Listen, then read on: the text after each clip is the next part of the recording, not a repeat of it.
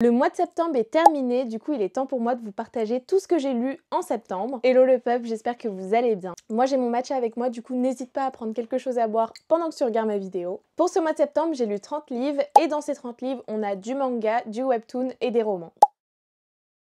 Et on va commencer tout de suite avec One Piece. Dans ma palle d'automne, je me suis mis le manga One Piece et du coup je l'ai lu vraiment fin septembre. Et j'ai lu le premier arc allant du tome 1 à 12. Je vous ai fait une vidéo avec mon retour sur ce premier arc que vous pouvez retrouver sur Instagram et TikTok. Mais du coup, globalement, qu'est-ce que j'en ai pensé? Je vais le poser parce qu'il est assez lourd et on va prendre le tome 1. Déjà, je me suis lancée dans One Piece parce que c'est un monument du manga. Et vu que c'est un manga qui a 25 ans, du coup le manga est plus âgé que moi et il est toujours pas fini, je me suis dit que c'était le moment de me lancer dedans, de rentrer un petit peu aussi dans l'aventure One Piece, essayer de découvrir des choses et pourquoi pas être présente quand on aura l'annonce du One Piece et la fin du manga surtout. Mais honnêtement sur les premiers tomes, j'avoue m'être assez ennuyée, je pense du tome 1 à 9, parce que vraiment c'est l'introduction de l'univers, on a la construction de l'équipage, même si ces petits moments-là je les apprécie énormément et je les trouve vraiment très cool. On a fait la rencontre de quelques personnes qui vont faire partie de l'équipage de Luffy, je pense à Zoro, Sanji, Nami, Usopp, et voilà donc on apprend un petit peu à les connaître, on est à leur côté, on suit leur aventure et j'avoue que c'est quand même cool de voir comment ils recrutent un petit peu chaque personne. Il y a beaucoup d'informations dans les tomes de One Piece, c'est vraiment des tomes qui se lisent pas rapidement, hein. Pour le coup j'ai vraiment pris le temps avec. J'essaye vraiment d'être attentive à chaque détail et de comprendre vraiment les bases de l'histoire. Ce qui m'a donné envie de continuer et de découvrir le deuxième arc, c'est vraiment les 3 derniers tomes du premier arc. Du coup le tome 10, 11 et 12, et là en fait je me suis beaucoup moins ennuyée, j'ai passé un meilleur moment, j'ai un peu plus apprécié l'histoire et du coup ça m'a donné vraiment envie de voir la suite. Surtout qu'on a eu aussi la première prime qui a été mise sur la tête de Luffy. Et le moment où on apprend ça, c'est une situation qui est assez drôle et je vais pas spoil pour les personnes qui, comme moi, n'auraient pas encore commencé One Piece. Mais du coup voilà, ça m'intrigue énormément et ça me donne envie de lire la suite. Et ce qui est vraiment cool avec les éditions Glénat, c'est les coffrets qu'ils proposent parce que je trouve que c'est vraiment beaucoup plus cool de lire un manga quand on termine un arc. Mais voilà, d'avoir un début d'arc et une fin d'arc et après on avance au fur et à mesure. Même si globalement ce premier arc était assez sympa, même si voilà, il y a des personnages que j'apprécie plus que d'autres, je me suis quand même un peu ennuyée parce que c'est quand même très introductive et du coup là c'est les premiers tomes, ils sont assez vieux au niveau du dessin et tout ça. Mais pour le moment je pense continuer. J'ai lu le tome 8 de Love of Kill et ce shoujo c'est un shoujo que j'aime énormément, que je vous recommande aussi souvent, où on va suivre en fait une chasseuse de primes et un tueur à gages et en fait on a notre petit tueur à gages qui est totalement amoureux de notre héroïne qui s'appelle Château et du coup leurs destins vont être entremêlés. Au fur et à mesure des tomes on apprend énormément de choses sur nos personnages, dans l'univers dans lequel ils sont. Il y a beaucoup d'action donc je trouve que c'est un manga qui peut vraiment toucher plusieurs personnes. Les dessins aussi sont vraiment très doux et très agréables et j'aime énormément ce manga. D'ailleurs avec le tome 8 on avait cette jaquette qui est magnifique, donc c'était une jaquette collector exprès pour ce tome et moi j'attends la suite avec grande impatience. On poursuit avec Yano une vie ordinaire, j'ai lu le tome 1 et 2, je les ai reçus avant leur sortie, ils sont sortis en librairie le 3 octobre si jamais ça vous intéresse. On est vraiment sur une rom-com qui est très mignonne, très douce, où on va suivre notre protagoniste Yano qui a plusieurs bleus sur le visage, tout le temps des pansements et en fait on a la déléguée de la classe qui va s'inquiéter pour lui et elle va se demander en fait qu'est-ce qui lui arrive et elle va se rendre compte qu'en fait le petit Yano il est super maladroit. Et ça va nous amener à des situations super cocasses, des situations qui vont être très drôles. Les dessins aussi sont très beaux pour le coup, moi je les apprécie énormément et ça me donne vraiment envie de connaître la suite et je trouve que c'est très bien de démarrer avec les 2 premiers tomes directement. On poursuit avec une intégrale, il s'agit de Pianissimo et sinon le nom c'est PPPPPP mais bon, je vous ai donné l'équivalent. Mon avis sur ce manga est très particulier parce que je l'ai énormément apprécié. Et en même temps, le dernier tome m'a beaucoup déçue et je sais pourquoi, du coup je vais vous expliquer un peu tout ça. Dans cette famille, nous allons suivre une famille de prodiges du piano. Donc voilà, on va suivre un couple qui ont eu 7 enfants, donc voilà, des 7 supplés. Et 6 d'entre eux sont vraiment des virtuoses, des génies en fait du piano, ils sont très doués,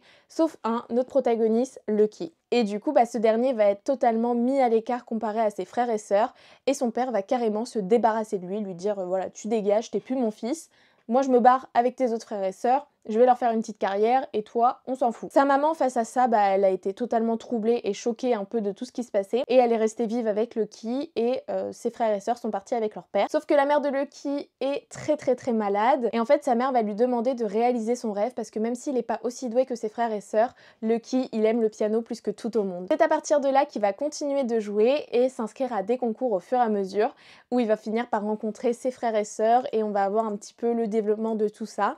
Il y a des scènes qui sont sont assez violentes avec le traitement que son père a eu envers lui et également envers certains de ses frères et sœurs. Et ce que j'ai bien aimé, c'est le petit clin d'œil avec le titre qui correspond à la façon de jouer de Lucky, parce que du coup il jouait uniquement du piano dans la chambre de sa maman à l'hôpital et du coup il devait jouer très doucement. Et un seul P dans la musique, ça correspond à piano, c'est quand on joue doucement. Donc piano, piano, quand il y a 2 P, c'est qu'on joue très doucement. 3P, c'est vraiment pianissimo, et du coup là c'est qu'il joue vraiment très doucement. J'ai beaucoup apprécié la patte graphique, le dessin, tout ça, ça m'a énormément plu. Donc vraiment j'ai dévoré les tomes, mais ce qui était dommage, ça a été le tome 8. Parce que en effet, je me suis un petit peu renseignée car j'ai trouvé la fin de ce tome 8 assez abrupte. J'avais l'impression que l'auteur voulait nous amener sur quelque chose de plus grand, sur quelque chose qui allait aller peut-être un peu plus loin, même si moi j'étais super contente de voir que la série était terminée en 8 tomes. Mais en fait, il faut savoir qu'au Japon, il a été arrêté plus tôt que prévu. C'est parce que ce manga n'a pas eu de succès au Japon et du coup il a été arrêté plus tôt.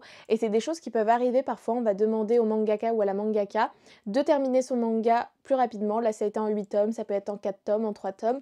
Et du coup il a essayé de faire une fin qui pouvait rentrer dans l'histoire. Mais j'ai trouvé quand même la fin assez abrupte. Donc c'est vraiment dommage parce que je partais vraiment sur un gros coup de cœur. Mais ça reste quand même une très belle série et un très beau manga que j'ai énormément apprécié. Et je pense que pour tous les fans de musique et de piano, vous pourrez vraiment apprécier cette histoire. Du coup ça c'était les mangas que j'ai lus au mois de septembre. Maintenant on va passer aux romans et j'en ai lu 2.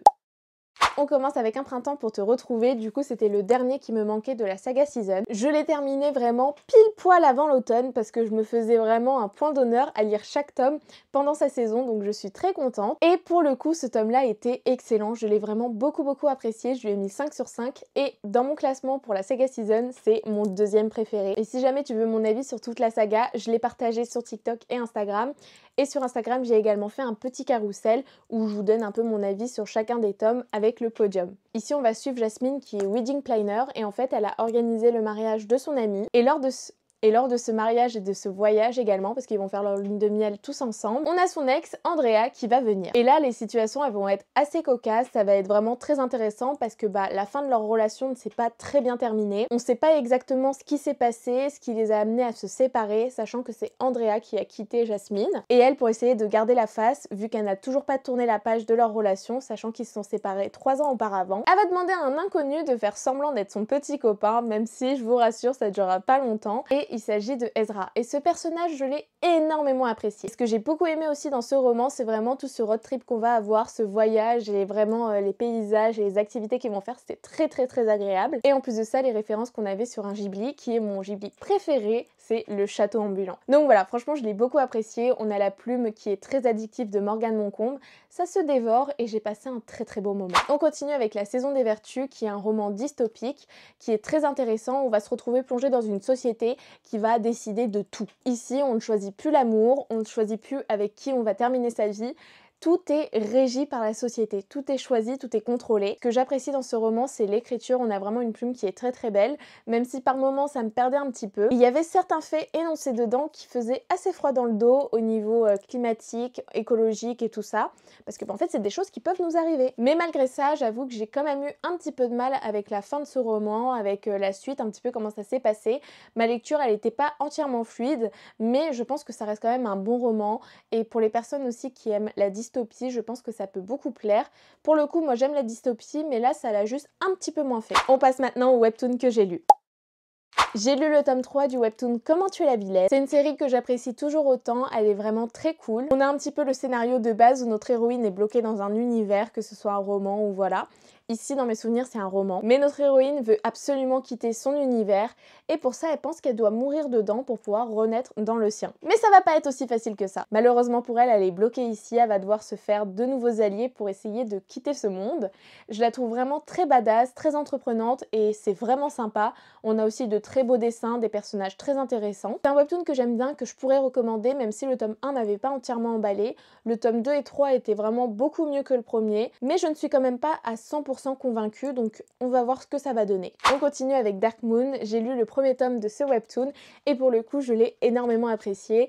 On est dans une école un petit peu Dark Academia avec une héroïne qui est prise pour un vampire parce qu'elle a vraiment une force qui est surhumaine et elle va être embarquée dans une école où les vampires sont interdits, mais elle va faire la rencontre de plusieurs jeunes hommes qui sont assez spéciaux. Et à partir de là, j'ai l'impression qu'on a un peu une sorte de harem inversé. De base, je suis vraiment pas friande de ce genre de trope, Mais pour le moment, dans le premier tome, c'était vraiment sympa et j'ai vraiment beaucoup accroché à celui-ci.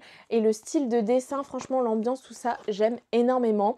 Et j'avoue que ça me rappelle également les shoujo un petit peu qu'on pouvait retrouver à l'époque. Je me suis déjà procuré le tome 2 et 3 et j'ai hâte de lire la suite. Et on termine avec une autre découverte. Il s'agit du webtoon Dites-moi princesse et j'ai lu le tome 1, 2 et 3. Déjà, juste avec les couvertures, vous voyez un petit peu l'univers et l'ambiance dans laquelle on va être plongé. Et je trouve vraiment qu'ils sont magnifiques. Ici, on a de très beaux dessins. On va suivre une héroïne qui se retrouve bloquée dans un roman. Mais malgré ça, j'aime beaucoup cette histoire parce qu'on va pas être centré sur la romance, mais vraiment sur la relation de notre héroïne et son papa et son objectif en fait de garder sa place aux yeux de son père parce que son père dans l'histoire originale, il la déteste. Et je trouve que leur relation se développe vraiment très bien et c'est vraiment un point qui est très intéressant. Bien évidemment, on a ce petit côté romance avec deux prétendants et moi j'ai ma préférence pour Lucas. Donc voilà, pour les personnes qui lisent les webtoons, dis-moi qui est-ce que vous préférez. Parce que du coup, on a Lucas et le deuxième, je crois que c'est Ezekiel. Peut-être que je me trompe, je suis pas trop sûre. J'ai du mal à retenir un petit peu les prénoms. Mais du coup, j'aime beaucoup. J'ai acheté le tome 4 au mois de septembre et du coup, j'ai hâte de le lire. Et d'ailleurs, très bonne nouvelle pour les fans de Dites-moi princesse et d'animé. On va avoir un animé sur ce webtoon. Donc pour vous dire à quel point il est bien, sur Crunchyroll, du coup j'ai trop hâte, comme ça je pourrais vous faire une petite comparaison avec l'animé et le webtoon. Et voilà pour mes lectures du mois de septembre, j'espère que ça vous aura plu. N'hésitez pas à me dire ce que vous en avez pensé en commentaire et partagez-moi également vos coups de cœur du mois de septembre, ça m'intéresserait beaucoup. Et si jamais toi aussi tu fais des vidéos sur les réseaux sociaux et t'as sorti une vidéo update lecture, que ce soit sur Instagram ou TikTok ou autre, n'hésite pas à mettre le lien de ta vidéo dans la description ou simplement commenter en me disant viens voir ma chaîne et tout ça. Je serais vraiment curieuse de découvrir ce que vous avez lu ce mois-ci. Et sur ce, moi je vous souhaite de très belles lectures. Et moi je vous invite à aller voir mes autres vidéos si jamais vous ne les avez pas encore vues. Et si jamais ma vidéo t'a plu avec mon univers, tout ça, n'hésite pas à t'abonner. Franchement ça me ferait vraiment plaisir. Et n'hésite pas à me rejoindre sur mes autres réseaux sociaux. Les liens sont dans la barre d'infos. Et sur ce, je vous souhaite encore une fois de très belles lectures et à très bientôt dans une prochaine vidéo. Bye bye!